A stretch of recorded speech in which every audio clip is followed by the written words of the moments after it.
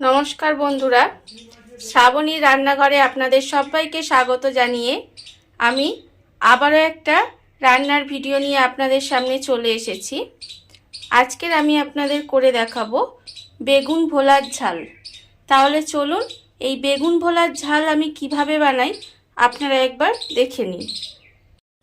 বেগুন ভোলার ঝাল বানানোর জন্য প্রথমে আমি গ্যাসটা অন করে কড়া বসিয়ে দিয়েছি। এবারে আমি এর মধ্যে দেব সর্ষের তেল। যেহেতু আমি মাছটা ভাজবো তাই একটু বেশি পরিমাণেরই সর্ষের তেল আমি এর মধ্যে দিয়ে দিলাম।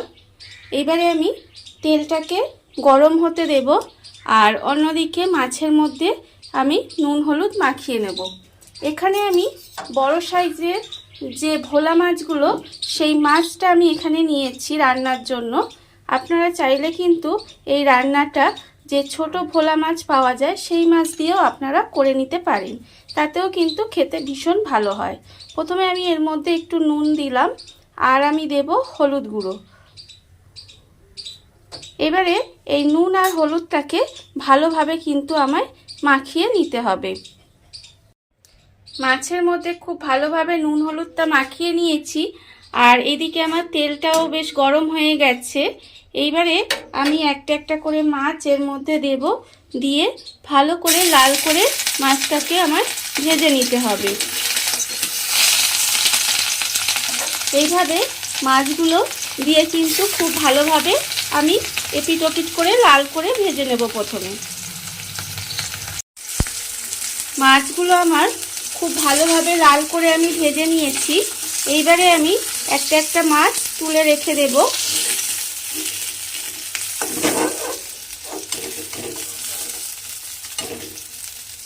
এইভাবে আমি মাছগুলো তুলে নেব।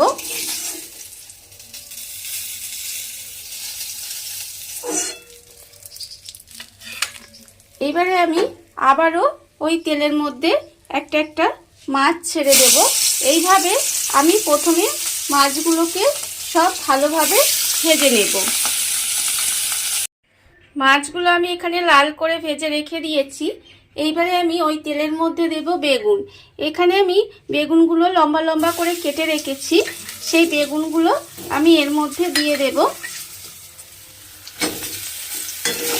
দিয়ে এইবারে বেগুনের মধ্যে আমি দেব অল্প একটু নুন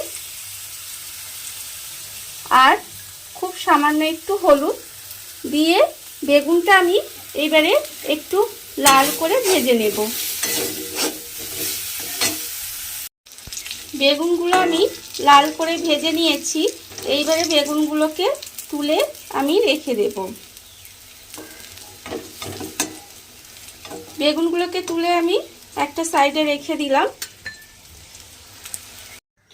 ভাজা বেগুনগুলো তুলে রেখে দিয়েছি। এইবারে আমি এর মধ্যে দেব বড়ি। এখানে আমার ছোট ছোট বিউলির ডালের বড়ি আছে, সেই বিউলির ডালের বড়িটা আমি এর মধ্যে দিয়ে দিলাম।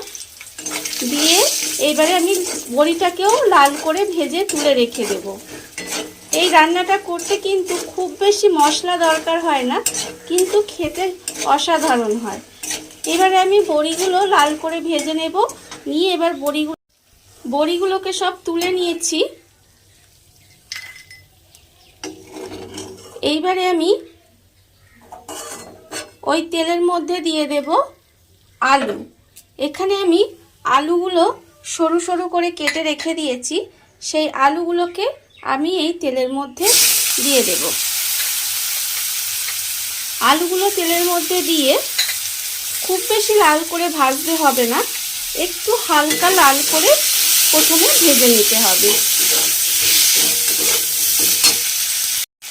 তেলের মধ্যে আলুগুলো দিয়ে হালকা লাল করে একটু ভেজে নিয়েছি। এইবারে আমি এর মধ্যে দেব নুন আর হলুদ। নুনটা এখানে আমি আন্দাজ মতো দিলাম আর আমি দেব হলুদ। হলুদ এখানে আমি হাফ চামচের মতো হলুদ গুঁড়ো দিলাম। এইবারে আমি এই নুন আর হলুদটা আলুর সঙ্গে দিয়ে ভালো করে একটু ভাজা ভাজা মতো করে নেব। আর এই সময় দিয়ে দেব টমেটো কুচি। এখানে আমার ছোট একটা টমেটো কুচি কুচি করে রেখে দিয়েছিলাম, সেই টমেটোটা এর মধ্যে দিয়ে দেব। দিয়ে এবারে কিন্তু ভালোভাবে এই টমেটোর সঙ্গে আলুটা একটু কষিয়ে নিতে হবে। টমেটোটা দিয়ে আমি ভালোভাবে কষিয়ে নিয়েছি। এইবারে আমি এর মধ্যে দেব জল। এখানে আমার প্রায় 1 বাটি মতো জল দিলাম, যাতে আলুটা খুব ভালোভাবে সেদ্ধ হয়ে যায় আর একটু গ্রেভি থাকে, সেটা বুঝে আমি জলটা এর মধ্যে দিলাম। এইবারে এইভাবে ঢাকা দিয়ে কিছুক্ষণ রান্না হতে দেব, যতক্ষণ না আমার আলুটা সেদ্ধ হয়ে যায়। আলুগুলো আমার সেদ্ধ হয়ে গেছে।